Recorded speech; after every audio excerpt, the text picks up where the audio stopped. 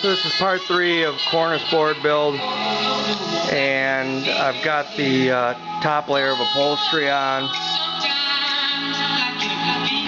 It'll turn out pretty nice.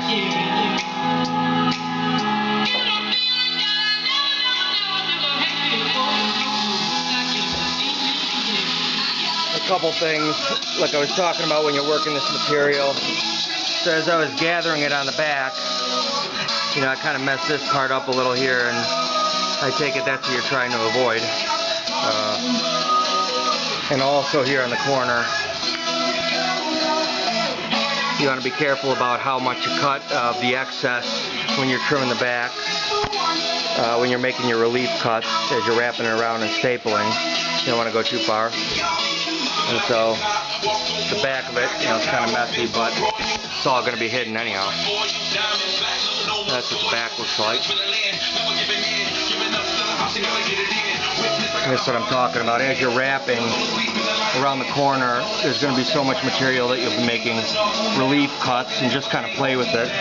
But be careful not to cut too much, otherwise you'll end up with something like that you'll have to try and touch up. And so that'll just hang right over the top of the casing on the window.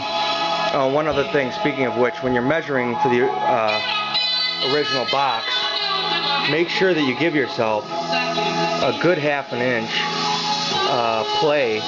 You don't want the box to fit tight to the casing when you're doing your measurement, because you've got to compensate for not only the batting but this top layer of material, and you don't want to have to try and force fit the thing on the casing, otherwise these boards are going to kind of bow out. You don't want to have to force it. And then all I really do to attach it is sit it right on top of the casing, and then I come in with just some finish nails or whatever you want to come in with.